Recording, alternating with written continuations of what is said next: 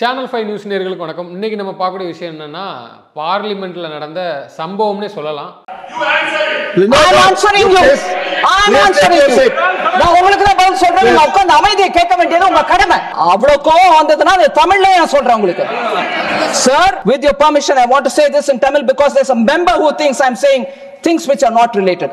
I will say it. Trichy Siva அவர்களுக்கும் நிதியமைச்சர் நிர்மலா சீதாராமன் அவர்களுக்கும் இடையிலான அந்த விவாதம் தான். எனக்கு தெரிஞ்சு தமிழ்நாட்டை பொறுத்த வரைக்கும் திமுக எம்பிக்கள்னாலே ஆகச்சிறந்த எம்பிக்கள், பேச்சாளர்கள், வாய் சொல்லில் வீரர்கள், அவங்கள மாதிரி ஒரு டேலண்ட் பர்சன் யாருமே இல்லை. அப்படி தான் எல்லாரும் பார்த்துட்டு இருந்தாங்க. எல்லாரும் அப்படி தான் பேசிகிட்டு இருப்பாங்க. எல்லாரும் பேசிகிட்டு இருப்பாங்கலாம் இல்லை, ஒரு சில பேர் பேசிகிட்டு இருந்தாங்க, ஒரு சில பேர் பார்த்துட்டு இருப்பாங்க. இப்போ அதுக்கு வேட்டு வைக்கிற மாதிரி தான் கிட்டத்தட்ட ஒரு 10 வருஷமாக எனக்கு தெரிஞ்சு ஒரு 10 வருஷம் இருக்கும். வாயே திறக்க முடியாது. இவங்க எப்படின்னா கண்டென்ட் பார்த்து பேசுவாங்க. எப்பண்டா சிக்குவாங்க, எப்பண்டா கரெக்டாக அதை பேசலாம் அப்படின்ட்டு தான் திமுகவுடைய ஆகச்சிறந்த எம்பிக்கள், மிகவும் திறமை வாய்ந்த எம்பிக்கள்லாம் பாயிண்டை எதிர்பார்த்துட்டு இருப்பாங்க. எப்போ பேசலாம், ஏன்னா பேசணும்ல, ஏதாவது ஒன்று பேசணும்ல. எதுக்கு பேசணுங்கிறது வேற, நம்ம எதுக்கு பேசணுங்கிறதெல்லாம் வேற. ஏதாவது ஒன்று கவுண்டர் கொடுக்க வேண்டாமா, அன்னைக்கு ஃப்ளாஷ் நியூஸில் போட வேண்டாமா, அப்படி பார்த்தீங்களா எங்களுடைய உரையாடலை பார்த்தீங்களா எம்பிக்கள் அப்படின்லாம் நம்ம பார்க்கணும். அதுக்காண்டி அவங்க என்ன பண்ணுவாங்கன்னா எல்லாம் ப்ரிப்பேர் ஆகி கரெக்டாக இருப்பாங்க. எப்பண்டா கேள்வி கேட்கலாம், எப்பண்டா வச்சு ஏதாவது ஒன்று பண்ணலாம், ஏதாவது ஒன்று செய்யலாம் அப்படின்ட்டு. இப்போ ஒரு 10 வருஷமாக அதுக்கு பெரிய ஒரு முட்டுக்கட்டையாக இருக்குது. என்னன்னா திரு நிர்மலா சீதாராமன் அவர்கள் பதிலடி கொடுக்க கிட்டத்தட்ட எனக்கு என்னமோ கரெக்டாக தான் சூஸ் பண்ணியிருக்கிறாங்க. அந்த அம்மா கரெக்டான நேரத்தில் இங்கிலீஷ்லையும் ஆங்கிலத்திலையும் பதிலடி கொடுத்துருவாங்க. அதே நேரத்தில் புரியாதவங்களுக்கு தமிழ்லேயே நச்சுன்னு அடிச்சுடுவாங்க. இப்போ அதனாலே கொஞ்சம் ஒரு பயம்தான். எப்போ பேசணும் பயங்கிறத தாண்டி மாட்டிக்கிறாங்க. அதுதான் ஒரு யதார்த்தமான உண்மை. அடுத்து பேச தெரில, வசமாக சிக்கிறாங்க. ஏன்னா நல்ல தமிழ் தெரிஞ்சவங்க பேசுகிறாங்க பார்த்தீங்களா, அதுக்கு பதில் சொல்ல தெரில. அப்படி தான் இப்போ ஆகிப்போச்சு. திருச்சி சிவா அவர்களுக்கும் நிர்மலா சீதாராமனுக்கும் அந்த உரையாடல பின்னாடி ஒரு 2 பேர் அவங்க வேற இத்தோட முடிஞ்சுது, அவங்க பதவி காலம் முடிஞ்சது, அது வேற விஷயம். ஏன்னா ராஜ்யசபா எம்பி 2 பேருக்கு MM அப்துல்லா நினைக்கிறேன், இன்னொருத்தர் பேர் சரியாக தெரில. அவரும் பின்னாடி இருந்து கத்துறாங்களாம். அவங்க தெரியப்படுத்தணுமா, நம்ம சும்மா இருக்கக்கூடாது. ஏன்னா ராஜ்யசபால பெரிய ஆகச்சிறந்த அறிவாளிகள் லோக்சபாலையும் இருக்கிறாங்க. ஏன்னா உண்மையிலே தமிழக எம்பிக்கள் ஆகச்சிறந்த அறிவாளிகள் தான். திமுக எம்பிக்கள் ராஜ்யசபால இருக்கிறவங்க அவங்க காட்டுறாங்களாம், பின்னாடி நின்று கத்துறாங்க. அது வேற விஷயம். அது முதல்ல கத்துனாலும் கேட்காது, ஏன்னா அவங்க பண்ணுதான் அப்படிதான் இருந்துச்சு. திருச்சி சிவா எம்பி அவர்கள் திரு நிர்மலா சீதாராமன் பேசும்பொழுது இடையில கேட்டாங்க.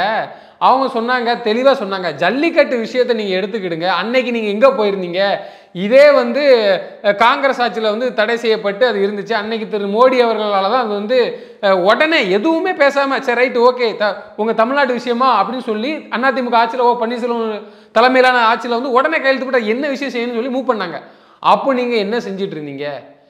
இவங்க எல்லாத்துக்கும் குரல் கொடுப்பாங்க. அப்போ இவங்க எங்கே போனாங்க? கரெக்டாக தான் கேட்டிருக்கிறாங்க.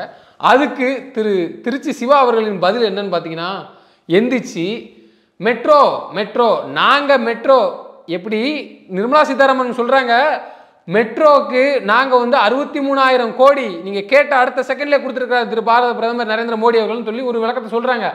அதுக்கு இவங்க டைமிங்கில் கரெக்டாக பிடிச்சி பேசுகிறாங்களாமா. அதற்கு திருச்சி சிவா அவர்கள் எந்திரிச்சுன்னு சொல்கிறாங்க, மெட்ரோ கோயம்புத்தூர் மெட்ரோ என்னாச்சு, மதுரை மெட்ரோ என்னாச்சு? அவங்க கேட்டது என்ன, அவங்க சொன்ன பதில் என்ன? இதுக்கு இவங்க எப்படி கண்டென்ட் போடுறாங்களாம்? அதே எப்படின்னா திமுக எம்பிக்கள் பொறுத்த வரைக்கும் தன்னைத்தானே ஒரு பிரில்லியன்ட் ஏன்னா பெரியார் கொள்கையை படித்தவங்க. அதனால அது எந்த நேரமும் பருப்பு வேவாதுங்கிறது அது இப்போ ஒரு 10 வருஷமாக தெரிய ஆரம்பிக்குது. அதான் உண்மையும் கூட. திருச்சி சிவா அவர்கள் சொல்கிறாங்க, கோயம்புத்தூர் மெட்ரோ என்னாச்சு, மதுரை மெட்ரோ என்னாச்சுன்னு கேட்குறாங்க. அவங்க சொன்னது மெட்ரோ அந்த ப்ராஜெக்ட்டுக்கு நீங்கள் முதல்ல கோயம்புத்தூர் மெட்ரோ மதுரை மெட்ரோக்கு ஒரு இதை போட்டு ஒரு விரிவாக்கத்தை போட்டு இப்போ தானே கொடுத்துருக்காங்க. கொஞ்சம் இதெல்லாம் இது எப்படி சொல்கிறது, எல்லாத்துக்குமே நிதி கேட்டு தரலைங்கிற மாதிரி ஒரு சரியான ஒரு விளக்கமே இல்லாத மாதிரி தான் இருந்துச்சு. செய்ய மாட்டேன்னு சொல்லலை, கோயம்புத்தூர் மெட்ரோவும் சரி மதுரை மெட்ரோவும் சரி செய்வோம் அப்படின்னு தான் சொல்லியிருக்கிறாங்க. ஓகே, அதுக்கு இது யார், திரு வானதி சீனிவாசன் அவர்களே இந்த கோயம்புத்தூர் மெட்ரோக்கெலாம் தனிப்பட்ட முறையில் அமைச்சர்லாம் பார்த்து பேசியிருக்காங்க. இதுக்கு என்ன பதில், இந்த பதில் அந்த பதில் நீ கொஞ்சம் நல்லா ஒப்பிட்டு பார்க்கணும். அவங்க சொன்னது 2ஆம் கட்ட 3ஆம் கட்ட பணிக்கு நாங்கள் எவ்வளோ நிதி கொடுத்துருக்குறோம் அப்படின்னு கூட சொல்லாமல் நீங்கள் கேட்டதுக்கு 63,000 கோடி நாங்கள் ஒதுக்கியிருக்கோம்னு சொல்லி போய்கிட்டு இருக்கு. அடிக்கலே நாட்டாத கோயம்புத்தூருக்கும் மதுரைக்கும் இவங்க அப்படி இதுக்கு கொடுக்கலல்ல. இது எப்படியாப்பட்ட ஒரு பேச்சுன்னு நீங்கள் நல்லா பார்த்துக்கணும். அதுலேயும் இப்போ சரியான இதில் அவங்க பேசலை. அதுக்கும் அந்த அம்மா வசமாக ஒரு பதிலடி ஒன்று கொடுத்துட்டாங்க. அது வேறு விஷயம். திமுக எம்பினாலே ஆகச்சிறந்த பேச்சாளர்கள் தானே. ஆர் ராசாவாக இருக்கட்டும், கனிமொழி அவர்களாக இருக்கட்டும், TR பாலுவாக இருக்கட்டும், லோக்சபாலையும் சரி ராஜ்யசபாலையும் சரி, நீங்கள் தான் ஆள் இருக்கீங்களா, இப்போ எங்கே போச்சு? நீங்கள் கேட்டு பெற வேண்டியதானே, நீங்கள் கேட்டு வாங்க வேண்டியதானே. உங்களுக்கு ஒரு சில விஷயங்கள்லாம் மட்டும் வந்து ஈஸியாக கிடச்சிக்கிறது. ஆனால் மக்களுக்கு ஏதாவது ஒரு தேவைன்னா மட்டும் கிடைக்கல, நிதி கொடுக்கலங்கிறீங்க. அந்த சென்டர் ஹால்னு சொல்லுவாங்க பார்லிமெண்ட்டில், அதுக்கு போய் இதுக்கு போய் நிற்க வேண்டியதானே, இதுக்கு போய் போராட வேண்டியதானே. நம்ம ஒரு விஷயத்த உறக்க சொல்கிறோம்னா வெளியில் தெரியுதா, நியூஸில் வருதான்லாம் பல விஷயங்கள் நம்ம பார்த்து பண்ணுறோம், பார்த்து பேசுகிறோம். 40 எம்பிக்களுமே சரி, அது ஒரு நல்ல விஷயம் தான். ஏன்னா மக்கள் விஷயத்துக்காண்டி குரல் கொடுக்குறோம். போக வேண்டியதானே, இதுக்கு போய் சென்ட்ரல் ஹாலில் போய் நின்று போராட வேண்டியதானே. 40 எம்பிக்களும் வெளியில் வர வேண்டியதானே, வெளியில் நின்று போராட வேண்டியதானே. ஏன்னா மிகவும் அறிவார்ந்த அறிவு சிறந்த எம்பிக்கள் வந்து திமுக எம்பிக்கள். அவங்க என்ன பண்ணுவாங்கன்னா, பேச முடியலன்னா ஒன்றும் இல்லை, டீசெண்டாக வெளியில் போயிருக்கலாம். இது யதார்த்த உண்மையும் கூட. யாராக இருந்தாலும் அப்படி தான். நம்மளால் பேச முடியலையா, லாக் ஆகிட்டோமா, வெளிநடப்பு அதை பண்ணியிருக்கலாம்ல. அதுவும் பண்ண முடியாமல் அது யாரும் சொல்லலைன்னு நினைக்கிறேன், சரியாக சொல்லியிருக்க மாட்டாங்க நினைக்கிறேன். சொல்லியிருந்தால் அதையும் பண்ணியிருந்திருப்பாங்க. ஆனால் வசமாக சிக்கிட்டோம்டா முடிஞ்சுங்கிற மாதிரி தான் முடிஞ்சிருக்கு. கடந்த நாட்களில் திரு தமிழச்சி தங்கப்பாண்டியன் அவர்கள் பேசுனதையும் பார்த்துருப்போம். என்னமா கர்ஜித்து பேசுனாங்கன்னு எல்லாத்துக்குமே தெரியும். இன்னமும் திமுக எம்பிக்கள், ஆகச்சிறந்த எம்பிக்கள் வரிசை அடுத்தடுத்து பேச இருப்பாங்கன்னு நினைக்கிறேன். அதற்கும் அவங்களும் பதில் கொடுக்கவும் அவங்களும் தயாராக தான் இருக்கிறாங்க. இன்னொரு விஷயம் என்னென்னா, தமிழ்நாடு சட்டசபை அசம்பிளி நடக்கும்போது நம்ம எல்லாரும் பார்த்துருப்போம். ஏன்னா அந்த இடத்துல அவங்க வந்து நிரூபிப்பாங்க. எப்படின்னா, நாங்கள் எப்படி அவையை நடத்திக்கிறோம் பார்த்தீங்களா, எதிர்க்கட்சியே எங்களால் பதில் சொல்ல முடியல, அவ்வளோ நேர்த்தியாக நடத்துகிறாங்களாமா. ஆளுநர் வெளிநடப்பாக இருக்கட்டும், இவங்க அந்த அமைச்சர்கள்லாம் இருந்து பேசுகிற பேச்சாக இருக்கட்டும், சபாநாயகர் அப்பாவு அவர்கள் செய்கிற செயலாக இருக்கட்டும், அவ்வளோ வந்து பரபரப்பாக பார்க்கணும். எப்படின்னா, ஏன்னா எதிர்க்கட்சி பேசும்போது அந்த பக்கம் கேமராவும் காட்ட மாட்டாங்க, அதுவும் வேற விஷயம். அசம்பிளியில் எப்படி பேசுகிறீங்க, அசம்பிளியில் எப்படி நடத்திட்டு இருக்கீங்க, அதேமாரி உங்கள் திமுகவுடைய எல்லாம் அப்படியே வந்தவங்க தானே, நீங்கள் அப்படியே ஊறி போய் வந்தவங்க தானே, எப்படி இருக்கணும், எப்படி பேசணும், எப்படி பேச்சு இருக்கணும் அப்படிலாம் சொன்னவங்க தானே. எதற்கெல்லாமோ நிதி ஈஸியாக வாங்கிட்டு வந்துடுறோம்.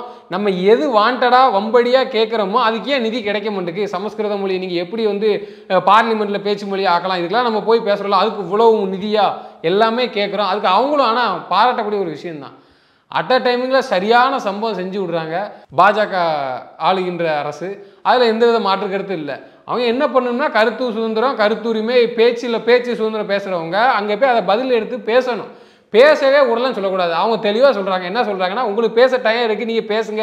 யார் இதை நிர்மலா சீதாராமன் அவர்களே சொல்கிறாங்க, பேசுங்க, உட்காருங்கன்னு சொல்லி திருச்சி எம்பி சிவா அவர்கள் சொல்லுவாங்க. அவங்க அப்படியே ஓகே அப்படின்னு சொல்லிட்டு உட்காடுறாங்க. ஏன்னா பேச வாய்ப்பு கொடுக்குறாங்க. இது யார் கொடுக்கணும், இது சபாநாயகர் சொல்லணும். ஆனால் சபாநாயகர்கிட்ட பேசாமே கேட்காம இவர் என்ன பண்ணுறாரு, எம்பி சிவா அவர்கள் என்ன பண்ணுறாங்கன்னா, ஸ்பீக்கர் சார்னு சொல்லி கேட்டிருக்கணும். அவங்க கேட்காம சொன்னது சபாநாயகர் சொல்கிறாங்க, இங்கே ஒருத்தர் நான் இருக்கிறேன், என்ன பாருங்க, என்கிட்ட பதில் சொல்லிட்டு நீங்கள் அங்கே பேசுங்கன்னு சொல்கிறாங்க. இது அப்படியே தலையில நடக்கு. இப்போ இதை நம்ம என்னன்னு புரிஞ்சுக்கிறது? Yes, Tiruchiji, first you have to take permission, my permission, sir. Please. Yes, ஒரு ஆகச்சிறந்த ஒரு சீனியர் எம்பி தான் இன்னைக்கு. ஏன்னா இன்னைக்கு நடந்த கூத்து அப்படிதான் இருந்துச்சு. எனவே இந்த 40 எம்பிக்களின் செயல் எந்த அளவுக்கு இருக்குங்கிறது வந்து வெட்ட வெளிச்சமாக ஆகிட்டு வருதுங்கிறது தான் ஒரு யதார்த்தமான உண்மையும் கூட. நன்றி, வணக்கம்.